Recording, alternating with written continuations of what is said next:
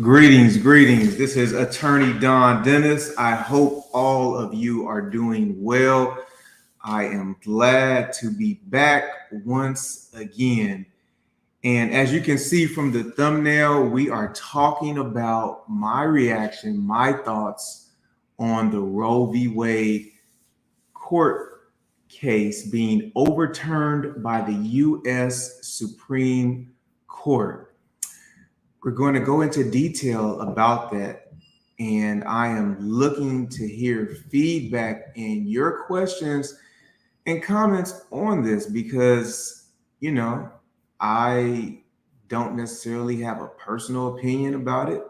It's not my personal opinion as opposed to just, dealing with what I've read in the opinion, and we're going to get into that heavily. I'm dropping the link in the chat if anyone later wants to join and has some questions. As always, everything that you see on this channel is rated R for real and not PG for playing any games whatsoever. I was not really paying that much attention to all the intricacies of this case. Obviously, having went to law school, you learn about this case in law school and you discuss it. But besides that, I don't practice constitutional law, so therefore I'm not necessarily dealing with these issues all the time. So let's see here, just a second as we make sure everything is situated as we go forward. Just having a little technical details. Great. All right. So we're good. Okay.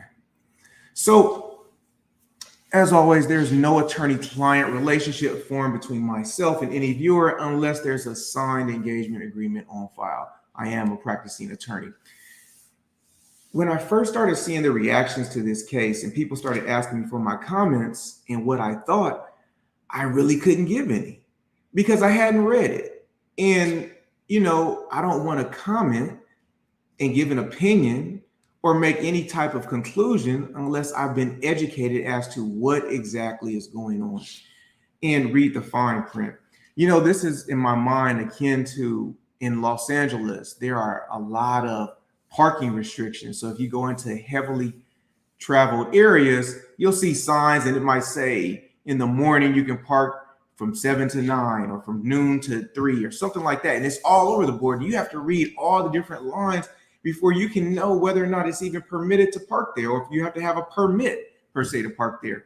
So you can't just assume or think that you understand without carefully examining it. And that's what I wanted to do. There's a quote that I read by Pete Seeger, and he said, education is when you read the fine print. Experience is what you get when you don't. And so I wanted to get education prior to making any comments on this case.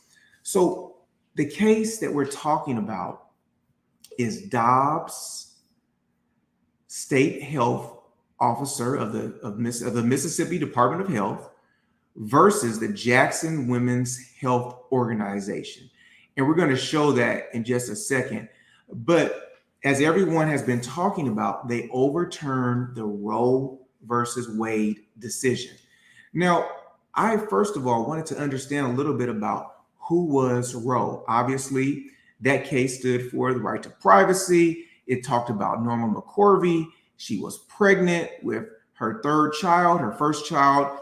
She surrendered to her mother. Her second child she put up for adoption. And then she was pregnant again with a third child. And so as the story came out later years, well, you know what? Let me stop right here. Let me let you just hear from her directly. Watch as I show this clip of her talking so she can speak for herself.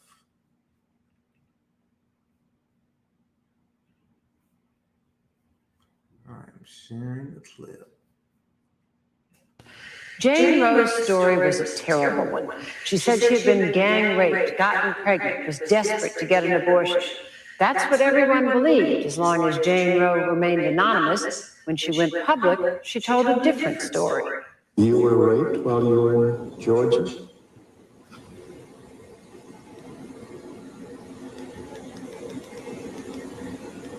wasn't. You were not? No, I wasn't. So all of those stories that are in the books and so forth are not true? Yes, yes, They're not true. right.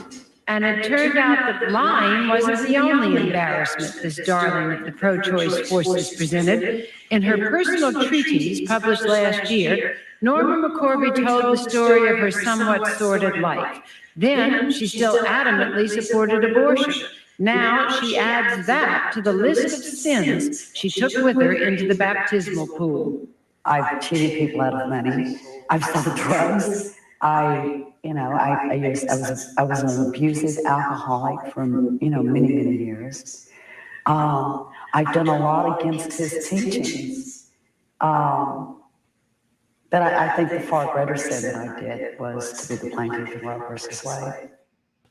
Jane Roe's story was a terrible one. She said she had been... So the reason that I wanted to take a look at that video is because I'm trying to understand a little bit about the plaintiff in Roe versus Wade, understand what exactly was going on and what was the motivation to get the abortion or why she wanted the abortion. Obviously, she was pregnant with a third child and she was unable to get the abortion in Texas because Texas had a law outlawing abortion. In addition, this Supreme Court case overturned the Casey case.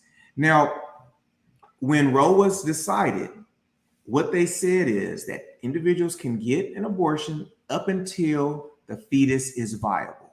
Then a Casey case came down to the Supreme Court, and they say that case stood for the freedom to make intimate and personal choices that are central to the personal dignity and autonomy. And they came up with the undue burden test.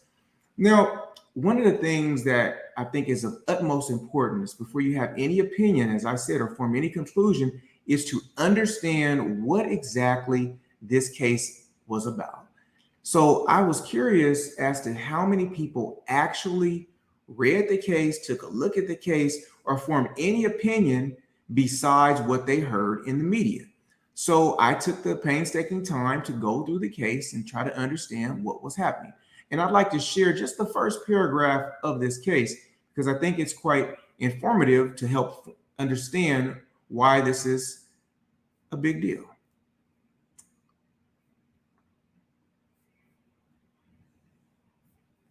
So this is the Supreme Court case.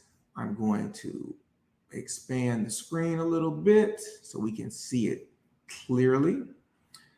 And what it says here is in the first paragraph, Mississippi's Gestational Age Act provides that except in a medical emergency or in the case of a severe fetal abnormality, a person shall not intentionally or knowingly perform or induce an abortion of an unborn human being if the probable gestational age of the unborn human being has been determined to be greater than 15 weeks. So what it's saying is that abortions are not going to be allowed under this law in Mississippi after 15 weeks.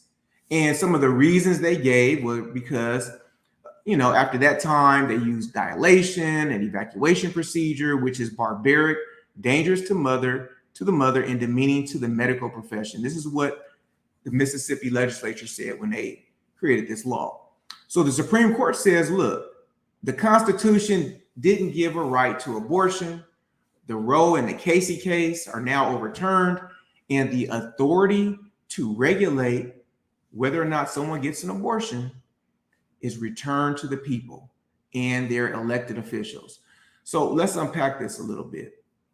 What we're saying here and what the court is saying here in this case is that, first of all, Mississippi had a law, and the law said after 15 weeks, no abortions, period, unless, it's an emergency or, there's some other issue going on, but you cannot have it intentionally, or there's a severe fetal abnormality with the baby.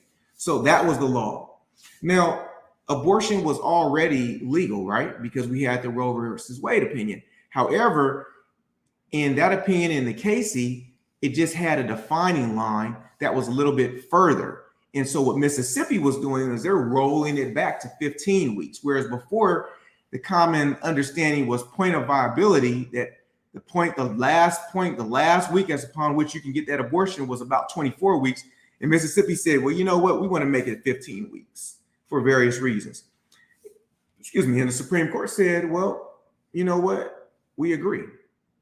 Now, the Supreme Court went a little bit further than supporting Mississippi. They said they had to come up with a basis. So when the Supreme Court looks at a case, they have to have a reason as to why they're going to allow a decision to move forward. And they said it's going to be based off of the rational basis analysis, where if there's any legitimate reason that the state has, then for the most part, they'll allow the law to withstand any scrutiny. Here they said, well, the state of Mississippi did fact finding. They looked into it. They found that only 6 countries allow abortions after 20 weeks. And at 5 to 6 weeks, an unborn human has a heartbeat. At 8 weeks, it has movement. At 9 weeks, it has basic physiological functions. And at 10 weeks, the vital organs start functioning.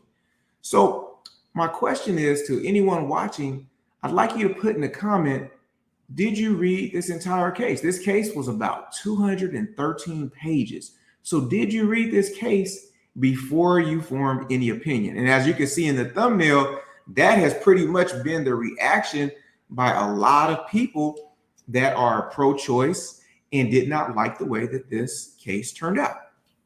Now, the court had a lot of problems with the case. However, I want to talk a little bit about why the Supreme Court, a lot of people have problems with the case, but I want to talk about why the Supreme Court, the majority of the justices, ruled in favor of this decision and overturned Roe. And let me know in the comments if you agree, if you think these are good ideas, bad ideas, or whatever. So Johnny said he didn't read the case. He got the Cliff Notes from the news.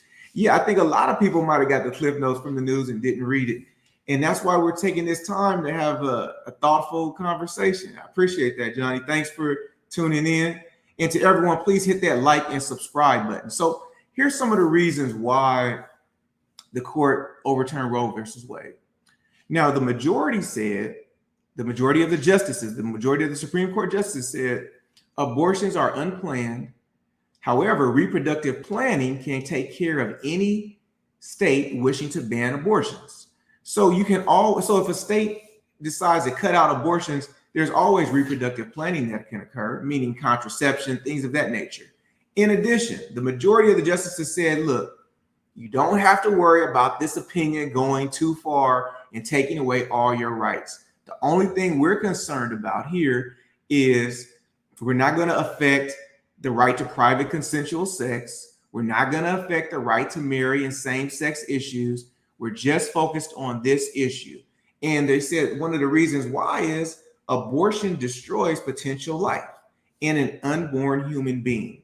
Also, the majority of justices said, look, 26 states have asked expressly for us to overrule Roe and Casey. Now, that's a large number of states in the country. So more than half of the states in the country want the decision to be overturned.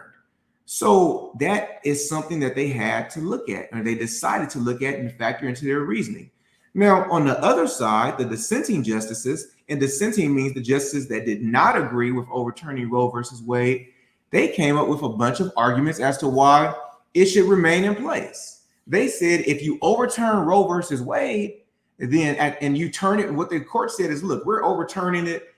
And if you want to have abortion, people should vote on it and do it at a state level. So if the state of Texas wants to allow abortions, they can have their own state laws. The people can vote, and that can be the law in Texas. Or if Nebraska wants to do it, they can vote and have the law there. But on a national level, we're not going to say on a national level there's a right to abortion.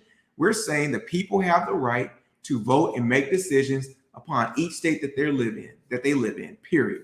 So the dissenting justices that disagreed with that philosophy said, well, by overturning this case, they talked about a lot of things that could possibly happen in their opinion. They didn't say it definitively would happen, but possibly, such as states could ban abortion beginning at fertilization. So not just this Mississippi situation where at 15 weeks, after 15 weeks, you can't get an abortion. They said some states can say no abortion altogether. In addition, they said there's a possibility that some states could stop people from taking medication at home, such as the morning after pill or things like that to terminate a pregnancy. They also said that women would be forced to carry fetuses that have physical and severe physical anomalies. In addition, they said the law could have no protection for pregnant women facing death or physical harm, meaning that in a lot of states that don't allow abortions, they'll say, well, you can't have an abortion unless it was rape or a situation of incest, or you're going to die if you don't get rid of the baby or the fetus. However, the dissenting justice said they could take away all protection for women.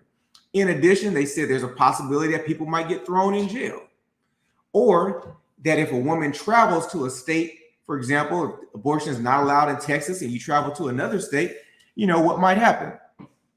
Now, we have another comment. Nick C says, I must admit, I did not read any of this. I think that 15 weeks is a little too late to be having an abortion. Yeah, a lot of people feel like that. A lot of people agree with her comment. With Nick's comment, and agree with a woman having, that right being somewhat curtailed and not absolute. Now, also the justices said that by taking away this right, if a person is poor, they can't take time off from work to go get an abortion like a rich person. They might resort to doing some unsafe means of abortion, such as what other people did. So these are some of the arguments that were lodged. Now, what exactly, another big argument that was against abortion came about based on the fact that some of these things were put in place by Planned Parenthood. And people looked at Margaret Sanger, who was one of the people that helped found Planned Parenthood. And what Margaret Sanger originally was a part of the American birth control movement, and then Planned Parenthood, and then it went into eugenics, which was based on a lot of white supremacy thoughts and ideas to reduce the Black population. And so that we know specifically what we're talking about, let's take a look at a court opinion that quoted a letter from Margaret Sanger and what her thoughts were. And let's see here. I believe this is it. So you can see for yourself, it's right on the screen.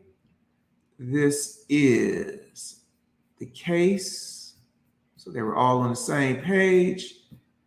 It's Supreme Court of the United States, Comcast versus the National Association of African American Owned Media. And they quoted Margaret Sanger. Again, Margaret Sanger helped found the Planned Parenthood, which is still in existence. And it says right here that in 1939, Margaret Sanger initiated the Negro Project to educate Blacks about birth control and thereby reduce the birth rate among Black Americans. She sought help from her friend Clarence Gamble, heir to Procter & Gamble. Gamble had already been funding birth control clinics in North Carolina in order to improve North Carolina's next generation by correcting the present undesirable differential birth rate. Sanger wrote Gamble about her ideas for the Negro Project, which included enlisting the support of Black doctors as well as Black clergy, which are ministers and pastors, who Sanger believed to be essential to the success of her project. And she wrote on December 10th, 1939, "We do not want word to go out that we want to exterminate the Negro population. And the minister is the man who can straighten out that idea if it ever occurs to any of their more rebellious members."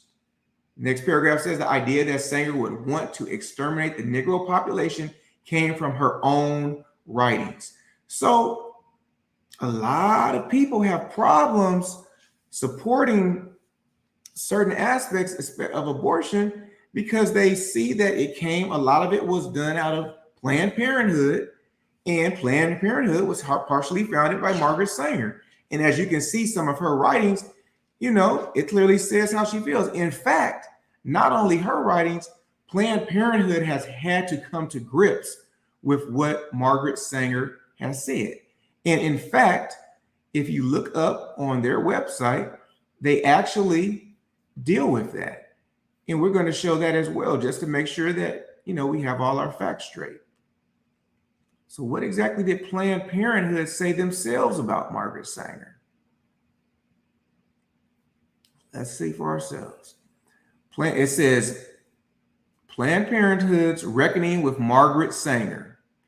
As we're called upon to grapple with our 100-year history, we can no longer afford to reconcile Margaret Sanger's legacy. We must reckon with it. The next paragraph talks about the difficult truth is that Margaret Sanger's racist alliance and belief in eugenics have caused irreparable damage to the health and lives of Black people, Indigenous people, people of color, people with disabilities, immigrants, and many others. Her alignment with the eugenics movement, rooted in white supremacy, is in direct opposition to our mission and belief that all people should have the right to determine their own future and decide without coercion or judgment whether and when to have children. So, as I said, not only from that court opinion, even the organization Planned Parenthood has acknowledged that some of the things that they were doing and some of the issues going on came from someone that had highly racist views. If you haven't already, hit that like and subscribe button. I am giving you fact upon fact. We're talking about both sides of the issue. We're not leaving anything out, and we're explaining why this is such a controversial issue, especially to Black people. Now, another thing that the court said, the dissenter said, why the law was not feasible and why the law should remain intact is that if you overturn Roe versus Wade, you're taking away an essential healthcare need.